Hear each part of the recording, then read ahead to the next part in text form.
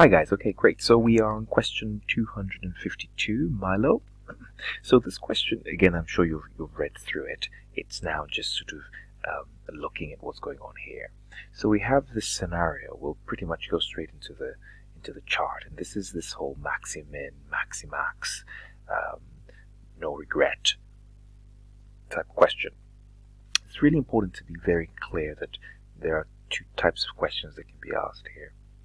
There's a type of question that can be asked about expected values, if you like, which is completely different to just analyzing sort of your general payoff tables, right? So when we're just doing your general payoff tables, we don't use these figures. If we're just trying to calculate maxi-max or maxi-min or the no regret options, we don't use the probabilities.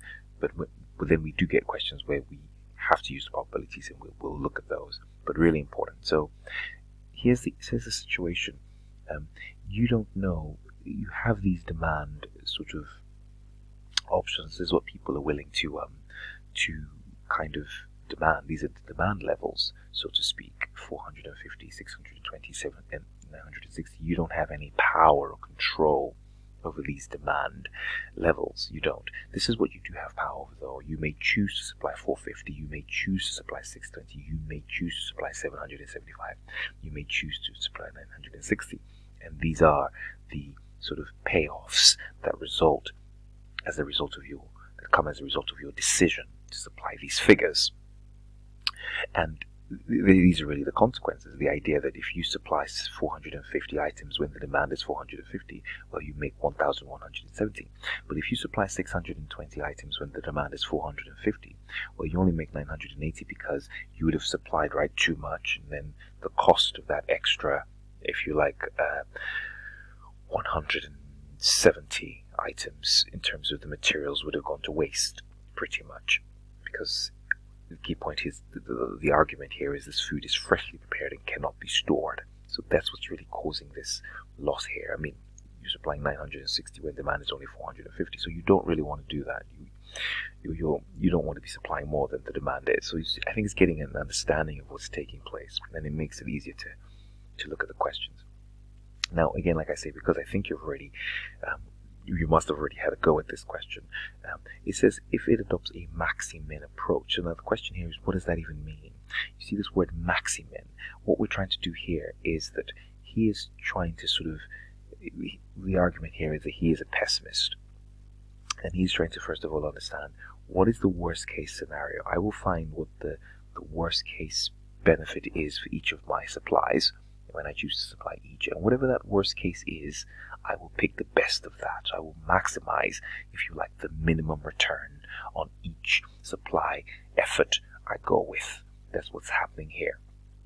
So let's look at that first of all, in terms of him trying to maximize the worst case scenario on each of these. Yes, so let's look at this. I mean, if he supplied 450, well, they all seem to have exactly the same scenario. So the worst case scenario technically is 1170. I mean, that's the worst. They're all the same thing, so there's no technical worst here. If he supplied 620, the worst case scenario is that he would have supplied 620, and the worst case scenario is that the demand would have been 450 and he would have made 980. That's the worst case scenario. And the same applies here for 775. He would have supplied 775, but the demand would only have been for 450. This would have been worse. He would have, of course, liked that people would have demanded more. That feels normal, of course. Or he would have supplied 960 and demand would have been 450. So if you look at all these worst case scenarios here, the best of this bunch is, of course, sitting here. So as a pessimist, he's going to say, listen, I'm going to sort of assume that people will only turn up and demand 450 lunches, and therefore I will only supply 450 because at least that's the best of a worst case scenario.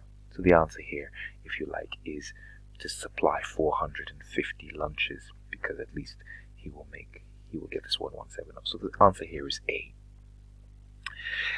Great. So here, this question 2 talks about a minimax regret, and this is this question of sort of looking at if I had known sort of scenario. It's sort of wanting to avoid being this idea of the is called the sore loser. And let's look at this picture. So what I've done is I've put together a sort of spreadsheet to sort of analyze this carefully. So what is this saying? This is sort of saying, listen, if I had known that the demand was going to be 450, this is the best case. You supplied, and you supplied 450. Well, there is no regret. You got it spot on. So technically, there is no regret here. So there is absolutely no regret. So that's 0. So I mean, I think what I might do is just make another. Let me just copy this and paste it here, so you know how to build this chart. And it's important that you build it. Even go back to the questions in the text and build that again. So really, there is no regret over here. I mean, you got it spot on, so there is no regret. But you didn't know, so you ended up supplying 620. So you have lost out, in effect. You have lost. You can see what I'm doing there. You had a loss there for a regret of 190. That's technically your loss as a result of supplying 620 when demand was really 450. And I guess, let me see if I can drag this. No, probably not.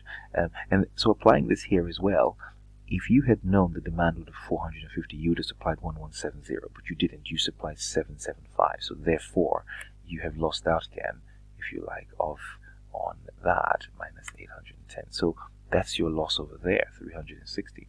If you had known that demand was going to be 450, you would have supplied 1170, but you supplied 740. So therefore, you have a loss again of, minus 740, and then you have 430. Let's do the same thing here again.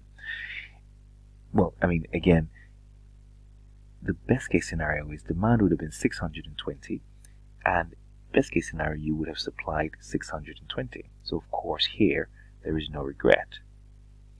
But if the demand was 620 but you only supplied 450, well, you lost out technically on, if you like, the potential to get that. So that's your kind of loss there, and you'll see where we're going with this in the end. Same thing here. If you had known, you would have supplied 620, but you didn't. You supplied 775, which is in effect this minus. This is walking through this step by step, and the same thing applies here. So basically we're saying, well, perfect scenario minus what we actually did, right? And of course the perfect scenario is demand is 775, supply is 775. Demand is 960, supply is 960. That's the perfect scenario. So we technically know that all these going this way will always be 0, right? Because there's no regret. We got it perfect, spot on. The question here is, what is the regret? And the regret here, of course, is 2015 minus 1170. The regret here, of course, is 2015 minus 1612. And the regret here, of course, is 2015 minus 1785. Okay, and then here, of course, the regret here is 2496 minus 1170. The regret here, of course, is 2496 minus 1612. And the regret here, of course, is 2496 minus 2015. So we have all the regrets now. So I guess the question here is, if I supply 450, what is my worst regret, so to speak? And your worst regret is that you would have supplied 450 and demand would have been 960. So that's, if you like, the worst regret. Sorry, have I added this? Just be sure that I've added this. Yes, that's it. So your worst regret would have been 1326. That's, or sorry, 1326. That's your worst regret over there. Slightly long-winded, but there. So here, scenario case here is what's your worst case regret? Your worst case regret is you would have supplied 620 and demand would have been 996, if you like, and that's your worst case regret there. The 884. You look down, so you're looking sort of at the supply. That's what you're looking at. You're thinking, okay, what's the worst regret there? You're looking, what's the worst regret there? Just a bit of practice. Here you're looking, you'd have supplied 775 and demand would have been 960, so your worst regret here would have been 481. And here you would have supplied 960 and your worst regret would have been, the demand would have been 450. So I'm just going to do these two as well, just highlight them. So that's how you do step by step. You see, your focus really is on what you control, supply, if you like, or you're just reacting to that, and your worst regret here would have been 430. So we look at all of these, if you like, and the whole idea really is that, listen, the guy's thinking, I don't want to be I want to minimize this regret. I'm going to take the option where I suffer the least regret. I'm just going, I want to know that, okay, worst case scenario, I lost out on this. I want to minimize that. And so the minimal loss here, in terms of minimal profit foregone, so to speak, is 430. So no problem. I'll supply 960, even though demand is 450. All I lose out on is 430. That's the worst case scenario. I lose out on less, and if lucky for me, it might be 960, and that would be perfect, if you like. So the answer here, if you like, is him supplying 960 items, right? That's how we deal with that. Cool, great. Let's then carry on. So the answer to 2 is D, 960. Okay, great. So let's look at question 3. So here it says, which of the following is true if he decides? So now we're moving into the expected value sort of area. And it says that which of the following is true if he chooses to use expected values in his decision making. So first of all, the first one says, Milo, if he uses expected values, remember expected values are averages. Remember, it's like an average. It's like sort of a way of managing averages and working through that. It's just taking an average of what's going on. We did it, I think, in an earlier question. We did it when we did question 251, when we did game. Right. So it says here that Milo would be, if you're using expected values, you'd be taking a defensive and conservative approach. Well, no, that's a maxi-min approach, isn't it? That's you being pessimistic. So it's not. No, one is not correct. Expected values will ignore any variability which occurs across the range of the possible outcomes. Well, that's true. It just takes the averages, right? It's not really looking at what's actually happening within the process. It just ignores it. It just finds averages in effect. So 2 is correct. Expected values will not take into account the likelihood of the different outcomes occurring. That's exactly what it does. Likelihood, probability. So expected values does take into account, if you like, the likelihood. So this is not true. And expected values can be applied if he's evaluating a decision from which many times occur over. That's how we obtain our probability anyway, frequency. The probability is frequency. The answer is 2 and 4. So the answer here is B. The answer here is B. 3 is B. Okay, and then let's kind of, So I remember saying in class this was an important question, this question of understanding how to pay for information. And so the question is, how much is he willing to pay? And so I'm going to go back to the slides and so to my figures and highlight again what we're saying here. Perfect information, right? You would pay. Perfect information means what? Well, the person knows, right, that when exactly the demand, he knows exactly what to supply when demand is 450, exactly what to supply when demand is 620, exactly what to supply when demand is 775, exactly what to supply when demand is 960. So technically, therefore, the person giving me perfect information should tell me to supply, for each of these, to supply that, and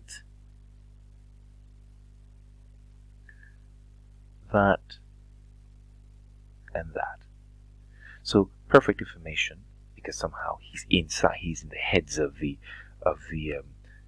demanders, if you like. He knows what's going on. He has some kind of insider information. It should be equal to 0.15, which is what you see me doing here, taking this probability times, if you like, this figure, and I'm just going to put that in brackets. plus. Oh, sorry, I think I should have even. I think I know what to do. I'm just going to change this quickly to this. Times this. And then this. Times this. Plus this. Times this. So this is the output I should receive, if you like, technically with perfect information in terms of this is the expected value I should expect. So the question here is he has a choice.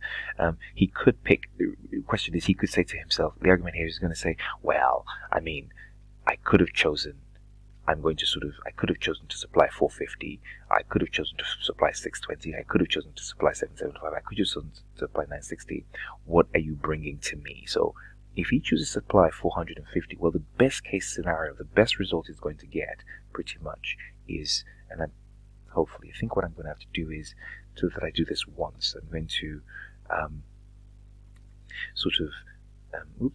going to do equals to this. I'm going to find the expected value of what what am I saying? But I need to do it for formulas, so I keep it in.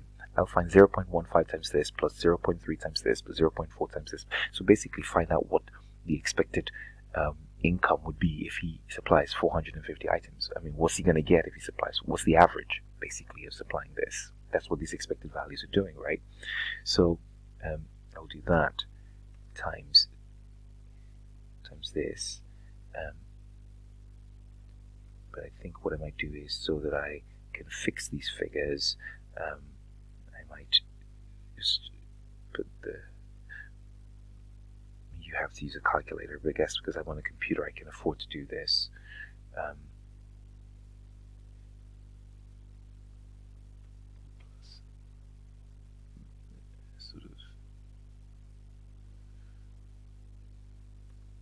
Let's see if this works. It's interesting.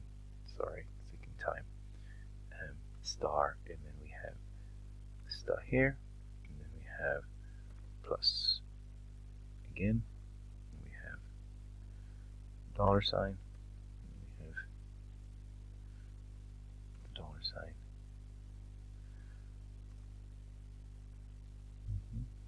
plus, oops, let me make sure I get the brackets all right.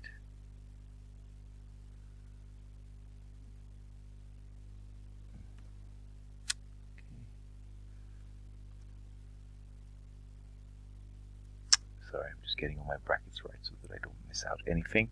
I'm basically just trying to find, so I do it once in my, there we are, this again, and then give it a, so what am I basically doing? I'm basically multiplying the probability times the supply amount through, so let me just put this, the dollar signs here and here. Okay, brilliant. So let's see if we drag this along. Let's see if it works. And let's see what this looks like. This is B3 times D3. Yeah, so that's worked. So that's same. That's held. Yeah, that's held those figures here. That's kept these figures right. So basically, I multiplied. You might know about Excel. You can hold a figure, fix a figure, and multiply it by figures in another whatever area, simply by putting dollar signs around the cell you wish to hold. And so, what am I saying? The expected value of supplying 620 is the average value is 1572, 775 is this, 1642, and 960 is this. So here's the thing: on his own, he could have chosen. He could have made that decision and he would have got 1648. That's his expected value. You're coming to him and you're telling him that you can give him information that can get him 1839. So the maximum he's willing to, in terms of, if you like, the, what's the word? What is he willing to, if you like, what is he willing to pay? Really is the issue here. So what is he willing to pay? He's willing to pay additional on his own. He can get here on his own. So the maximum he's therefore willing to pay, if you like, is at least it's the difference between this thing, which is what he would have a perfect information, and this thing here, which is 191. So he's willing to pay 191 because anything more than that, well, he was only ever going to get 1839 as far as expected values are concerned. Because if he knew that, he would supply at these levels. Okay, great, and that's already at 20 minutes. So let's quickly finish off with the last question, which I think is also a nice one. And here you just have to play around with some maths. I think it's just you working carefully. So I'm sure you've looked at the question. You have sales in this, so it's just playing around with some figures. So it says here the investment is more sensitive to a change in sales volume than sales price. The truth is that's not just true. You see, the key point here is that when you're looking at these type of questions, or in time, you can increase volume, right? That doesn't change. Is you can imagine break-even changes happen as a result of changes in margins, changes in contribution, fall in price, change in variable costs. So in effect, we're not likely. It's really about pricing. Change in price will definitely affect sensitivity. That's really the issue, really. If variable costs increase by 44%, so we can test it. This is the good thing, at least, about this question. We can test it. If variable costs increase by 44%, so why not? Hey, test it. Multiply the variable cost by an increase in 44%. So where are we? Let's do 1300. 1300. It's coming back here. 845, and then we can this minus this gives you 445, and then I think you take off 70, and then you have 455 minus 70. Oops, let's get rid of that. Minus 70. 385. Okay, so the question is saying, okay, what would happen if we now increase this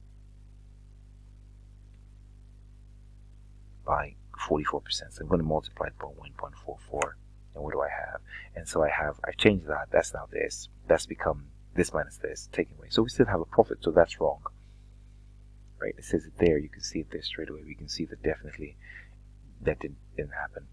The investment sensitivity to incremental costs is 550. So let's test that. I mean, again, let's just test it. I'm just going to reverse this first of all. So it's basically saying, just look at that again. The incremental fixed costs by 550. So that's my fixed cost. It's saying increase this. So basically you currently have 70, so it's saying an increase of 550% is this thing times 550%, which is really 5.5 if you like. So that's your increase. So it's basically saying increase this by 385 and your sensitivity to your investment becomes zero. The investment sensitivity to incremental cost is 550, and that is, as you can imagine, you can see that is true, because as soon as you add another 385 in here, it's gone. It takes you down to zero. So that does wipe out your profits. So that is correct. All you do is have to just add it through, and we can see the margin of safety is 84.6. So let's just look at this carefully. So at least I've done this one. The margin of safety is 884.6. So I think I had to kind of just go back step back a little, and ask a few questions. So here we have contribution 455, right? So the question here is, if contribution is 455 over 650 units, the question is, I can find what the contribution is per unit. So let's just find it, right? If contribution is 455 over 650 units, that means that contribution per unit is 455 over 650, which which is 0.7. So my contribution per unit is 0.7. Now I can find break even. Break even is fixed costs divided by contribution per unit, and that is 100. So therefore, break even is 100 items. I'm selling currently 650 items. So if I'm selling 650 items and my break even is 100 items, well, my margin of safety, therefore, if you like, is, right, 650 minus break even divided by, of course, my budgeted amount, which is 650, which is, well, G21.